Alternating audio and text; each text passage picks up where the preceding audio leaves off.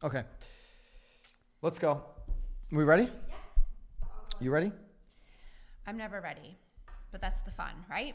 It's the fun part about this. You ready?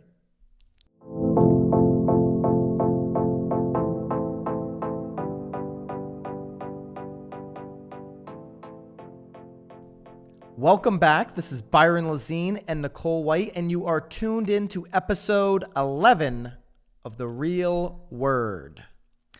What do we do on this show, Nicole? What is the whole point of this podcast that we're doing? It's like a quiz. Yeah. What do you got? I always fail at quizzes. I'll fill you guys in just so that Nicole doesn't feel like she's put on the spot here. Usually on the show, we pick a topic, which we have a phenomenal topic. We have a great topic. It's actually like a multi-layered topic today. It is. It really is. And we put our 2 cents on top of that topic, and then we take in a final word, usually from one of the viewers, whether you're a real estate agent, broker, lender, whatever. Though. You guys have been slacking. Slack City. Slacking. I mean, we kind of... Maybe they're still like getting out of like the New Year's funk. Yeah, and we haven't been pushing that hard. So, No. and then we do the final word. So let's just jump right into today's topic. I know there should be some like little catching up. We could ease into it, but we're not going to do that today. We're just going to jump right in. It's like end of January. Inman Connect was last week. We missed it. We did miss it, but I feel like for a good reason. But we'll get to that. Yeah, we went to Agent 2021, which was insane. It was insanity. If you didn't go, sorry to make you jealous. Oh my goodness. We got this book here, which I'm giving away Signed. tomorrow. Yeah. So if you're watching this, it's already probably given away. But, It was like, and it was in a football stadium. oh my God. Which was like you had no idea. Like it was just like It was much better than hanging out the Marriott Marquis in New York gosh. City for It the was Inman. Not to put Inman down, like we love Inman. And I've been to Inman Connect the last few years, but I think the greatest part though was that we didn't know what to expect. Yeah. We walked in thinking, what I will say is if Inman, you better check whenever they're doing Agent 2021 next year and don't run them the same week because Garyvee is going to get a flood of people. Lots of people. We It were was an lucky insane enough event. that we still actually got cushioned seats. So we were VIP, so we got cushioned seats. I'm certain that that's not going to happen again next year. They're going to be like we might actually, if there's enough people, I bet you we might actually be in the stadium. There was potentially 800 next people year. there. Yeah. And I think without a doubt, there's going to be 3,000 to 4,000 people next year. Oh, absolutely. I already had so many of my contacts across the country that didn't go. We were like, dude, I'm seeing the stories, I'm seeing the live feeds, It was and insane. disappointed. It was awesome. So because we didn't go to Inman, we've been kind of looking at what happened there and some of the articles coming out. And so Inman, Emma, Ooh, we always do that. Hinchcliffe, something like that. Hinchcliffe. Emma Hinchcliffe. captured some really good content out of Pete Flint. I'm assuming he was on a panel at Inman Connect. If you went, Let us certainly know. drop us a comment. But Pete Flint, who is or was a co-founder of Trulia, Yeah, right. I don't think I have no idea if he's still involved actually, but I think we did our homework, huh? the headline, and we're going to link this article up if you're watching in the YouTube world. Do we link these up in SoundCloud? How does that work, these articles? And we link them up in SoundCloud. So if you're listening there, Pete made the statement, the majority of traditional real estate companies will die. Death will happen. And so he's calling that in the next 10 years. And as we all already know, disruption has already come in the hospitality, the media, certainly retail. And he says that the home sale transaction is no exception. And, you know, it's interesting because we've seen so much massive disruption over the last few years. Mm-hmm. But what's happened over the last few years is more people have actually used a real estate agent than ever before. Right. Which is interesting. Yeah. There's been all this massive disruption. I think it's because you can connect with an agent easier than you ever. Well, right. I mean, obviously, if you don't see at least 9 real estate agents on your Facebook feed, I would actually be kind of surprised, right? Absolutely. I mean, they're everywhere. It's sort of like the Roden and Fields ladies. Well, we holy see it all hell. the time. Like even in our marketplace, somebody will be moving to the area and they're doing research, or they've moved and they're renting or whatever, and they'll put on their Facebook page, hey, I'm thinking about buying a house. I'm going to relocate, whatever. Oh. Who knows a good agent? Yeah. And then you get that flood of like And everybody you wanna slit tagging your people. wrist for the rest of the day because not many people referred you or what have you. I never, I'm not a jellyfish, so that doesn't happen to me. But for anybody that doesn't know what a jellyfish is, put it in the comments. Say, I don't know what a jellyfish means, and then I'll respond to you exactly what that means. Nicole knows exactly what I'm talking about. Yes, between you and my husband, I get bars, like cans of jelly. Yes. And I get all sorts of stuff. Great jelly. So what you see is people tagging each other. What you also see, by the way, is agents that don't have an idea what they're doing in terms of how to generate leads. They're like, hey, I was like number one in my office for 2017 from October to November. Oh yeah, like they got like a quarterly award. They got like a quarterly award from their broker, which is like big flipping deal, right? Right. Or they'll give out an award because they feel really bad for you, so you won like the customer service award. But that being said, there's just so much information out there and there's so much connectability. So I think technology's actually helped the agents that approach the business the right way. Oh my goodness, absolutely. Mm-hmm. By far. Mm-hmm. But it's interesting. That model that the majority of us agents are working under, which is tied to a traditional broker at this point. Right? We are tied to a traditional broker. I mean, they are the only family-owned business in the top 10 in terms of volume in this country. We're not a publicly traded company at William Ravis. But you look at Keller Williams, 20 years ago, they weren't traditional. They've become more of a traditional model. RE/MAX, certainly super tradish. Yeah, I feel like Sotheby's, really the only thing that companies Century 21 were really doing was their to make themselves stand out it was all just about like commission split. Like RE/MAX was huge because like you got like a 90% split if you were at RE/MAX. I mean, that was really the only thing that I feel like up to this point. Yeah, you have differences in the splits. Absolutely. Yeah. But essentially, when you boil it all down, they've become a placeholder for licenses. Right. They stick a manager in most of these offices, and we have a great manager, Sharon. If you're watching, we love you. At the end of the day, I think these mega teams are taking over and are going to continue to take over. They kind of run their management in-house. They use the brand. They use the brand's connections. Like we're using William Ravis for a couple specific reasons. The luxury outreach, not only nationally but globally, leading real estate luxury portfolio, all these types of things. And the agent outreach too. Agent outreach is very significant, especially in the Northeast, and then the connectability down to Naples. South Florida now. And so there's that.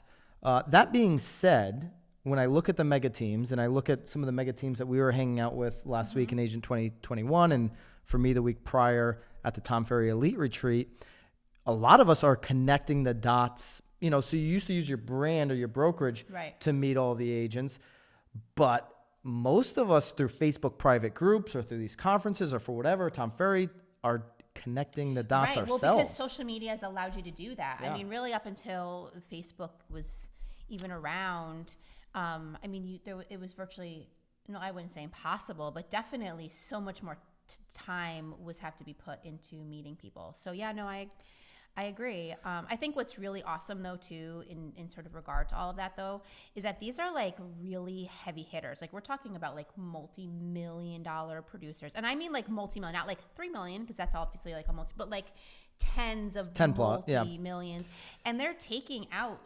Like they're there like 8 a.m. to like 9 p.m. You know, like, which is really cool. So if you are going to these events, you're not just like meeting the newbies that are trying to get like their businesses. I mean, you're connecting with some like legit people that have some really incredible ideas. Oh my gosh! And they love to share. I mean, why not? Absolutely. I mean, we were hanging out with a lot of people last week that are doing 350 plus transactions in their team. So Pete said Pete Flint, this is co-founder of Trulia, the companies are realizing that it's often easier to start a new company and change from a blank sheet of paper than it is to change an existing company. When we were at Agent 2021, it is hard for people to change what's worked for them for 30 years. And Gary Vaynerchuk brought this up when he spoke about Toys R Us. Right. When he went in, because he has this affinity for Toys R Us, he went, took the meetings, tried to help them before they went bankrupt, and essentially provided, strategy that they decided, really good strategy, like that would have completely and stuff, but would have completely changed their business model, right? It would have, and they were romantic about how they got there. They didn't want to take his advice. They didn't want to adjust, and what happened? They ended up going bankrupt. So I think that I think that statement really rings true, that if the big brokerages decide to rest on their laurels, then you'll see it, right? They will be, the hottest brokerage right now is probably across the country is probably Compass, right? They just got that funding a couple months ago, or it was the end of 17, I think, or beginning of 18. If you look in New York City, everybody's jumping ship, right? There's Element brokers and agents, and there's Halstead agents jumping over to Compass. They're like the new shiny thing.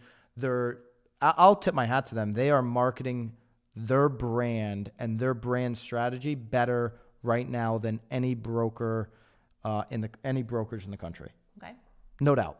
But they're that new thing, right? They were able to start, to Flint's point, on a clean sheet of paper. They weren't Keller Williams, who's been entrenched in doing things a certain way. Well, I guess what also makes it difficult maybe for Keller Williams to sort of transition is that they obviously have enough agents producing enough money where in their minds there's not an absolute need to sort of transition yet.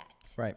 Which is both probably a pro and a con, in all honesty. But yeah, I mean, and he said that too, even with social media, Gary. I mean, if people have been on it for years, it's even hard for them to sort of like maneuver a new path because they're just doing what they've always done. So yeah, he's brought that example up numerous times where people were so, I mean, you can see what's happening in the YouTube world right now, where people are like so entrenched in their YouTube channels, and then YouTube changes the algorithm on how they run ads, and they're like, oh, how am I going to feed my family? Well, it's like, dude, one, build an actual business instead of that was his biggest thing too.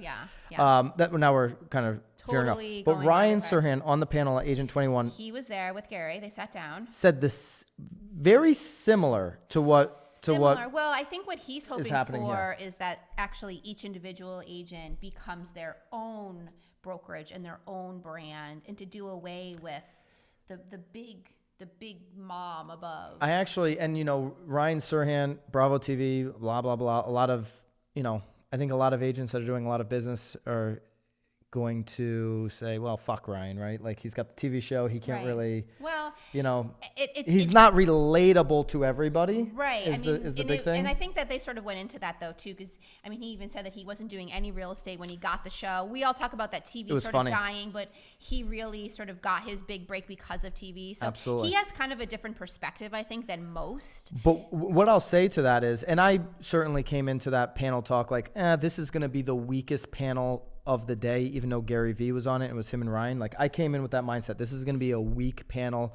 We've got a Bravo. Basically, we have an actor turned broker. And he admittedly says that, absolutely. Right? Actor turned broker, now going back to acting. Right. I was impressed with some of the thoughts, and he's certainly now ascended to being one of the top brokers in the country. And I was very impressed just on how thoughtful he is about the industry and where it's heading. Right, because he's taken it. I mean, he's not just a face, No. I mean, I think there's many people, and I think that boils down to everything, though. Back to the YouTube thing, if someone's just hitting their YouTube thing and he's just hitting the Bravo thing, and then as soon as TV does die, I mean, he's digressing, he's figuring it out, he's trying to stay ahead of it. He actually has some thoughts and ideas on it. And he started a vlog last week. Like, so he's going down into the dirt, even though he has this Bravo show, he's going down into the dirt, doing a vlog on YouTube, knowing that he needs to control his brand. And that's the genesis of this, right?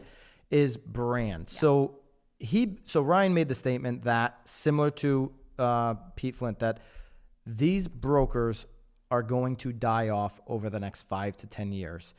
Now, this is the second time I've heard him say this. He went as far as to say, I don't need my broker, Nest Seekers. Right. Right? Right. He's with a little small, small. I think they have 600 or 700 agents. You can fact check me on that if you want, but it's around that number, Nest Seekers. But he's just like straight up like, I don't need them. I am the brand. I built Nest Seekers, right? Like, he is the brand. He has so much equity over them. I would imagine, because I know for a fact that this is the deal that the Altmans have out in California, I would imagine he's 100%er at this point with Nest Seekers. Right. Well, because they're just able to recruit off of his name. Of course. Right? Yeah. So you're right. He doesn't need them. He's using them for, but he basically laid it out there that maybe in 3 years I'll ditch them if it makes sense. Right? So at the end of the day, the brands that connect with the consumer. And so Pete made a great point here in his panel.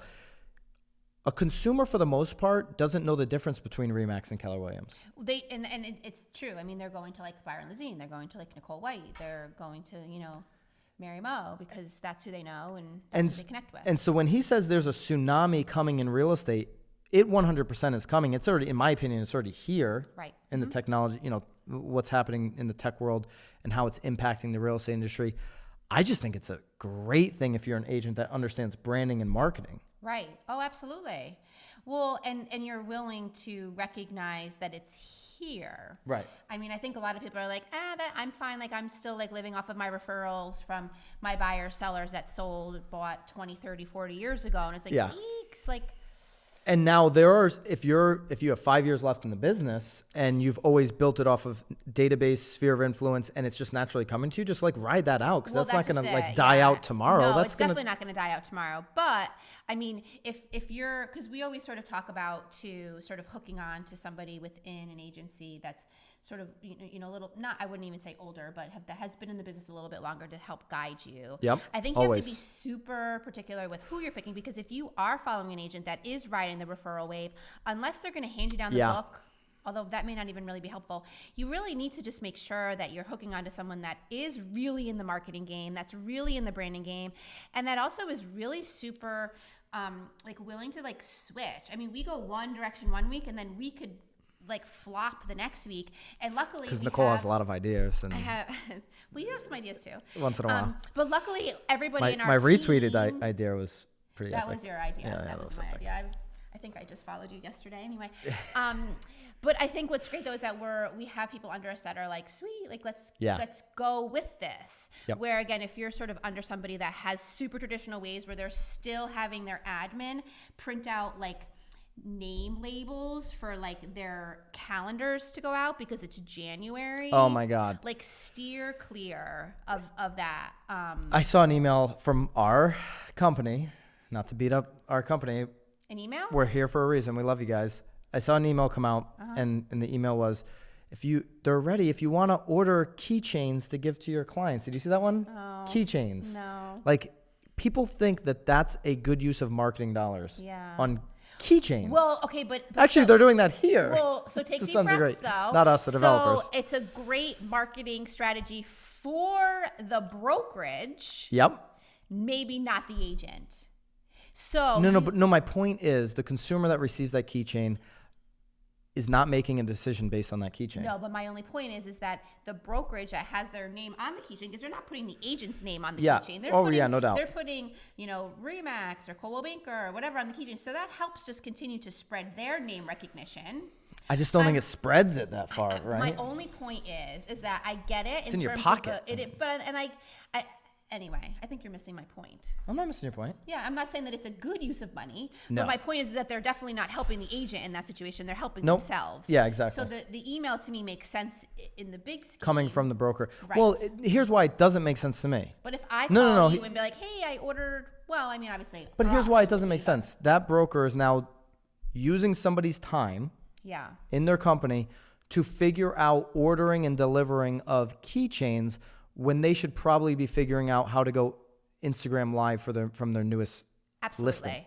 Yeah, again, that's really where everyone's sort of behind though too. Yeah. I mean, and they're probably, in all honesty, keeping that woman in that same job because she's been doing it for 20 years and they feel loyal and have to keep her. Oh my gosh. They just are like, she's been with the company for 20 years. It's every brokerage that I have a little bit of insight knowledge to is doing just that. Yeah. They're staying loyal to people that have been there 20, 30 years as opposed to one. I'm gonna be really bad here. I think we're going like gutting those departments and getting the people that are going to be able to handle, as Pete Flint says, this tsunami of technology that are coming. I mean, I know that's a tough pill to swallow. You want to just fire the people that don't understand what's happening? Well, you're going to bury yourself by standing by those individuals. And then when you really do want to start hiring those people that know it, you're going to be actually probably paying a premium because in 5 years... all the prices is going up. Oh, yeah. And they're going to be so well-versed in their craft. It's like video people. I mean, you can get someone, a kid that wants to get into video, reasonably inexpensively, but give that boy 5 years and you're not going to be able to touch him. You're But not if gonna you touch can him. at You're least, not gonna be able to touch Brianna in 5 years. We're not gonna be able. Like Brianna is. yes. Hopefully Brianna's still with us, and no, but that's we're like, rocking and rolling. But you have to get into it. Again, it's like Facebook ads. Like Yeah. they're like $2 to like get a decent reach. But like in 5 years, if you start jumping into it, it will break your bank, and you I will think be paddling upstream. And I yes, 5 years is far, but even a year or two. I think it's coming. Right. So I mean, if you're not doing it now and taking advantage of all of this stuff now. So we're going to link that article up. Really good insight. We'll do it. We'll do it. We'll get your business. We'll get the biz. We're going to link that up. Inman article. Really interesting insight. I'd love to hear from you guys. If you were there, I'd love to hear. If you are Inman Connect, drop us a comment.